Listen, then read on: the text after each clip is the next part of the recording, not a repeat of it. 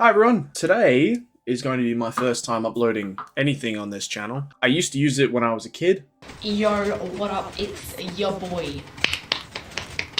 And I've kind of removed all that and we're gonna start fresh. So I wanted to go through something that I've been wanting to work on for a long time, and I wanted to use this channel, as quiet as it is. I wanted to start posting progression on there and things that I'm learning along the way while I'm applying for industry work. I am a post-grad. I finished university a few months ago now.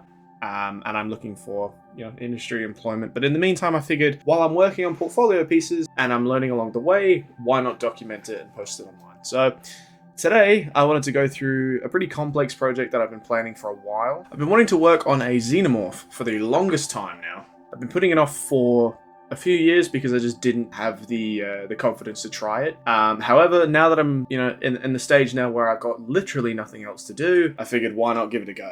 So, as a sort of way of blogging this, I just want to highlight the things that I'll be going through in each video. Obviously today will be an introduction to the project itself, the planning stages, that kind of thing, and just what exactly I'll be trying to talk about. But I want to make it clear before I go through anything, I'm not a professional artist. I don't classify myself as that. I have the skills to eventually reach that point, but while I'm in the learning stages, I want to just kind of highlight what I'm working on, areas in which I can progress, and self-reflection, that kind of thing, and just see where I can go from there. But like I said, I'm working on the Xenomorph today. I want to go through my reference board and that kind of thing just to see where I'm at.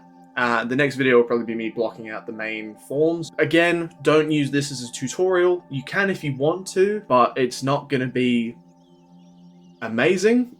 It's going to be something of a first attempt for an artist who's trying to kind of figure out 3D sculpting as an art form. Most of my work is hard surface, and it's definitely going to be a learning curve trying to figure that out. However, I think this is going to be quite a valuable video to go through, at least for people who have either started university or are just figuring their way out after finishing, like myself. But all that aside, I want to get started. So, first off, I found a few artists that inspired me to give this a go. Obviously, the material shown here is not quite what I'm going for. It inspired me to kind of look at how exactly the Xenomorph is formed and like what shapes are built out of that. I saw the original design from 1979, and I thought of it as a really, really interesting thing to try out. And I looked at it, and obviously the first time you look at a Xenomorph, it is quite complex, the way it's built. But once you strip back sort of the piping and the electrical work, and obviously the more complex skull and that kind of thing, the main forms are what I'm trying to see here. And obviously you can see here in the primary, secondary, and tertiary. This is something I've been trying to teach myself. I feel like this is a project that can really kind of boost that. So as you can see here, obviously blocking out the primary forms here. Once you get a decent shape of everything, you move on to secondary. And then once you've got definition and everything there, you can work on the final details like the skin. Moving on from that, it was picking a design. So Alien Isolation has been something that I have been playing for years now. I absolutely love that game, but I never really looked at the Xenomorph that's actually in it. I just thought it was based off the original design, but in actuality it's based off of all of the Alien films, all different designs from all the different directors and that kind of thing. So it was nice to see a combination, which means that for someone who's never sculpted a Xenomorph or anything like that, I don't have to heavily rely on matching one particular design. Obviously, if that's the goal of a project you want to do, like you want to match the original design or the ones from Aliens or Alien vs Predator, that kind of thing, you can do that. But I think taking some creative liberties where you can is useful, especially when you're just trying something. Like I could very well finish this project, be happy with it to a certain extent, and then go back a few years later once I've learned some more skills and try it again. And it could come out a lot better. But anyway, moving on. I decided to look at some blueprints of what people have planned out. Blocked out some main shapes here, which I thought were quite valuable. It has the height here, the measurements, that kind of thing. That sort of thing I'm not really going to be focusing on. It's just getting the proportions correct more than anything. I did buy something, which I thought would be quite useful. And it is a big chap. Oh, God, my green screen's going crazy on this thing. Hell no, man. What the? As wonky as it is, it's a Xenomorph. I'll chuck up a photo of it anyway.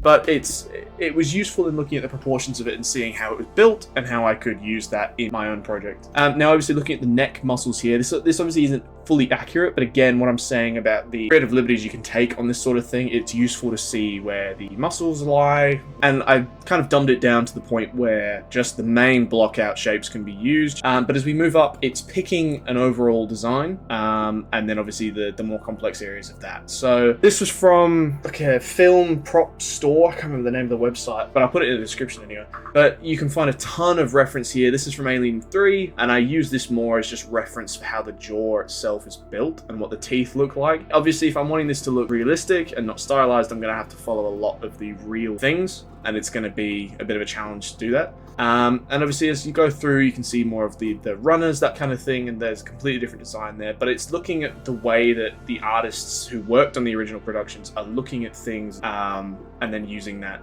and sort of moving forward from there.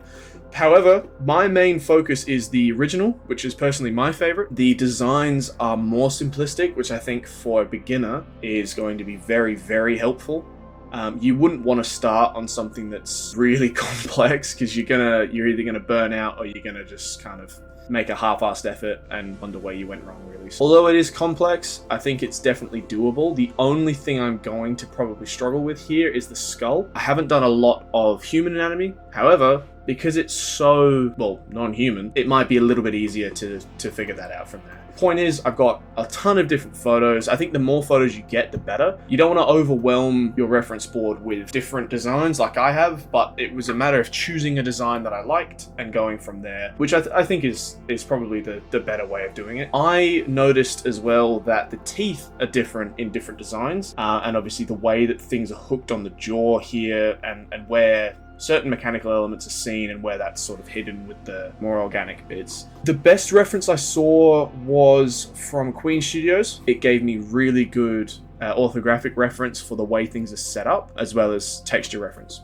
I'll be doing most of the design work from the original movie, so 1979, so using these photos here for the dome mostly, which is the more complex part that I want to get right, as well as using this for texture reference. Like, there's a lot of browns and greys in here and stuff like that.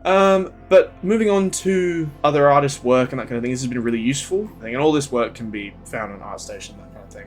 This was very useful to me, seeing how other people have set up the designs. Like I said, with Creative Liberties, people are coming up with their own Xenomorph designs, which I find really cool. No one's really following the traditional look to a T. It's more, you find a design you like, you can move on from there. And obviously, this is pretty much the OG one. There are some people out there who have made it look more organic and less mechanical as well, like this sort of thing. And I think it's from Covenant, actually. That might be. And obviously, the more complex areas like the skull and this kind of thing would be a pretty tough thing to figure out, but in terms of blocking, as long as you get that right, getting the secondary stuff down is definitely gonna help me out. But like I said, this is not a tutorial. This is more for me, so I can put some work out there online and sort of, you can see what I'm doing, you can see my process and that kind of thing, and I don't know, I just think it would be pretty cool. But as I go along, I'll post more and definitely show you guys where I'm at, and then we'll see how the blocking stage goes. But that will be my next video. But yeah, hope you guys enjoyed. First video for me, so obviously I'm going to get a bit better. But yeah, let me know what you think. Share this around if you like it, and then we'll move into the blocking in the next video. Bye!